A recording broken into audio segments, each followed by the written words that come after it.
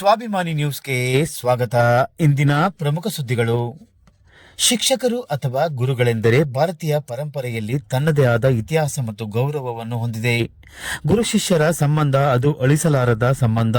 ಆದರೆ ಆ ಸಂಬಂಧಗಳಲ್ಲಿ ಇತ್ತೀಚೆಗೆ ಯಾಕೋ ಅಸಡ್ಡೆ ತೋರುತ್ತಿದೆ. ಶಿಷ್ಯರನ್ನು ತಿದ್ದಿ ತೀಡಿ ಸಮಾಜದಲ್ಲಿ ಉತ್ತಮ ಪ್ರಜೆಯಾಗಿ ಬೆಳೆಸುವ ಗುರುಗಳ ಮೇಲೆ ಇತ್ತೀಚೆಗೆ ದೌರ್ಜನ್ಯಗಳು ಹೆಚ್ಚುತ್ತಿವೆ. ಸಾಗರದ ಶಿವಮೊಗ್ಗ ರಸ್ತೆಯಲ್ಲಿರುವ ಸರ್ಕಾರಿ ಪದವಿ ಕಾಲೇಜಿನಲ್ಲಿ ರಾಜು ಎಂಬ ಉಪನ್ಯಾಸಕರ ಮೇಲೆ ನಿಶ್ಚಯ್ ಕುಮಾರ್ ಎಂಬ ವಿದ್ಯಾರ್ಥಿ ಹಾಗೂ ಅವರ ತಂದೆ ವಿಜಯ್ ಕುಮಾರ್ ಎಂಬುವರು ಹಲ್ಲೆ ಮಾಡಿ ದೌರ್ಜನ್ಯ ಎಸಗಿದ್ದಾರೆ ಎಂದು ಪರಸ್ಪರ ಇಬ್ಬರು ಸಾಗರ ಆಸ್ಪತ್ರೆಗೆ ದಾಖಲಾಗಿದ್ದರು.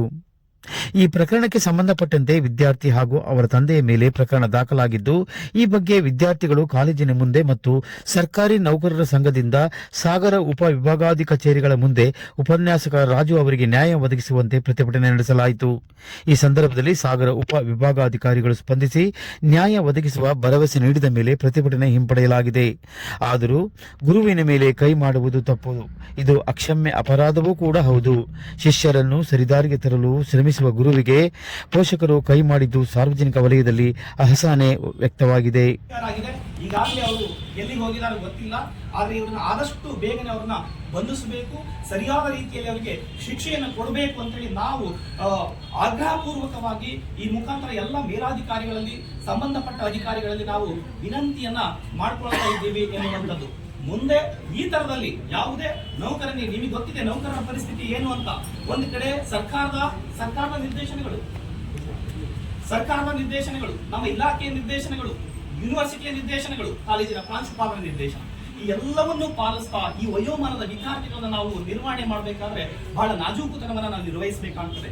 ನಮ್ಗೆಲ್ಲರಿಗೂ ಗೊತ್ತಿರೋ ಹಾಗೆ ನಮ್ಮ ಸಹೋದ್ಯೋಗಿ ಪ್ರೊಫೆಸರ್ ರಾಜು ಅವರು ಪ್ರಾಮಾಣಿಕವಾಗಿ ನಿಷ್ಠೆ ಮತ್ತು ದಕ್ಷತೆಯಿಂದ ಕೆಲಸ ಮಾಡುವಂತಹ ವ್ಯಕ್ತಿ. ನಾನು ಯಾಕೆ ವಿರೋಧ ಈಗ ಹೇಳ್ತಾ ಇದ್ದೀನಿ ಅಂದ್ರೆ ಮೇಷ್ಟ್ರ ಬಗ್ಗೆ ಗೊತ್ತಾಗ್ಬೇಕು. ಇಲ್ಲಾಂದ್ರೆ ಈ ಸಮಾಜ ಜನಕ್ಕೆ ಮೇಷ್ಟ್ರೇನೋ ತಪ್ಪು ಮಾಡಿದ್ದಾರೆ, ಅದಕ್ಕೆ ಹುಡುಗ ಅಪ್ಪ ಹೋಗಿ ಹೊಡೆದಿದ್ದಾರೆ ಎನ್ನುವಂತ ತಪ್ಪು ಕಲ್ಪನೆ ಬರ್ತದೆ. ಅವರು ಈಗಾಗಲೇ ಎಷ್ಟೋ ಜನ ವಿದ್ಯಾರ್ಥಿಗಳಿಗೆ, ಬಡ ವಿದ್ಯಾರ್ಥಿಗಳಿಗೆ ಶುಲ್ಕ ಕಟ್ಟಿದ್ದಾರೆ. ಹೈಯರ್ ಎಜುಕೇಶನ್ಗೆ ಹೋಗುವಂತ ಬಡ ವಿದ್ಯಾರ್ಥಿಗಳೇ ಹಣ ಸಹಾಯವನ್ನು ಮಾಡಿ ಕಳಿಸಿದ್ದಾರೆ. ಮತ್ತು ಪ್ರತಿ ಕ್ಷಣ ಒಂದು ಇನ್ಸ್ಟಿಟ್ಯೂಷನ್ ಏಳಿಗೆಗೆ ಮತ್ತು ವಿದ್ಯಾರ್ಥಿಗಳ ಏಳಿಗೆಗೆ ಸದಾ ಯೋಚಿಸುವಂತ ಒಬ್ಬ ಪ್ರಾಮಾಣಿಕ ನೌಕರ, ಆ ಹಿರಿಯ ನೌಕರ ಇವತ್ತಿಗೂ ನನಗೆ ಪ್ರಾಧ್ಯಾಪಕರು ಕೂಡ ಹೌದವರು. ಅವರು ಇಡೀ ರಾಜ್ಯದಲ್ಲಿ ಅವರ ಆಯ್ಕೆ ಸಮಿತಿಯಲ್ಲಿ 2ನೇ ರ್ಯಾಂಕ್ ನಲ್ಲಿ ಅವರು ಆಯ್ಕೆ ಆಗಿರ್ತಕ್ಕಂಥ ವ್ಯಕ್ತಿ. ಮತ್ತೆ ಅವರ ವಿದ್ಯಾರ್ಥಿ ಬಳಗನು ಕೂಡ ರಾಜ್ಯಾದ್ಯಂತ ಇದೆ. ಜೊತೆಗೆ ಅವರು ಕಾರ್ಯನಿರ್ವಹಿಸತಕ್ಕಂಥ ರೀತಿ ಕೂಡ ಬಹಳ ಅಮೂಲ್ಯವಾದಂತಹ ಒಂದು ಕಾರ್ಯನಿರ್ವಹಣೆ ಇದೆ. ಅವರು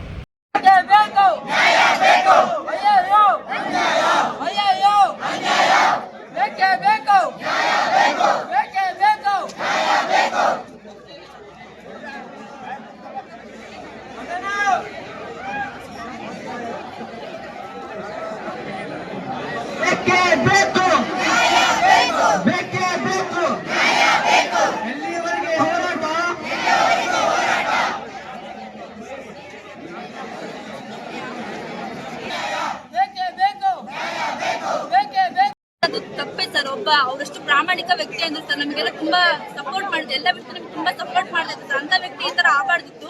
ಅವ್ರಿಗೆ ಮಾತ್ರ ಕ್ರಮ ತಗೊಳ್ಲೇಬೇಕು ಸರ್, ಅವ್ರಿಗೆ ಅರೆಸ್ಟ್ ಮಾಡ್ಲೇಬೇಕು. ಇನ್ನೊಂದು ಪ್ರೊಟೆಸ್ಟ್ ಮುಂದುವರಿಯುತ್ತೆ, ಇನ್ನು ಹೋಗ್ತಾ ಇನ್ನೂ ಸರ್ ದೊಡ್ಡದಾಗ್ತಾ ಹೋಗುತ್ತೆ, ಕಡಿಮೆ ಆಗಲ್ಲ ಈ ಪ್ರತಿಭಟನೆ.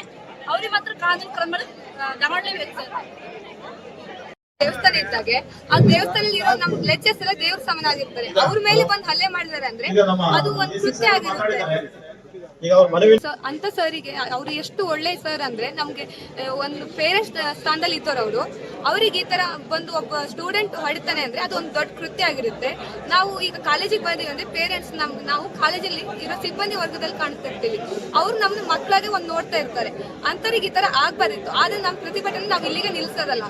ಅವರು ಯಾರ್ಯಾರು ಕೃತ್ಯ ಮಾಡಿದಾರೋ ಅವರಿಗೆ ಶಿಕ್ಷೆ ಆಗೋವರೆಗೂ ನಾವು ಈ ಪ್ರತಿಭಟನೆನ ಮುಂದುವರಿಸ್ತಾನೆ ಇರ್ತೀವಿ.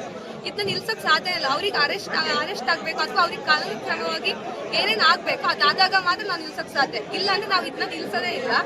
ನಮ್ಗೆ ನ್ಯಾಯ ಸಿಗ್ಬೇಕು. ನ್ಯಾಯ ಸಿಕ್ಕರೆ ಮಾತ್ರ ನಾವು ಇದನ್ನ ನಿಲ್ಸೋದು, ಇಲ್ಲ ಅಂದ್ರೆ ಇದನ್ನ ನಿಲ್ಸಲ್ಲ. ಇಲ್ಲೇ ಸಾಗರದಲ್ಲಿ ಇದೇ GFGC ಕಾಲೇಜಲ್ಲಿ ಓದಿರೋದು. ಆ್ಯಕ್ಚುಲಿ ನಾನು ಬಂದಿರೋದು ಕಾಮರ್ಸ್ ಡಿಪಾರ್ಟ್ಮೆಂಟಿಂದ. ನಾನು ಹಳೆ ಸ್ಟೂಡೆಂಟ್.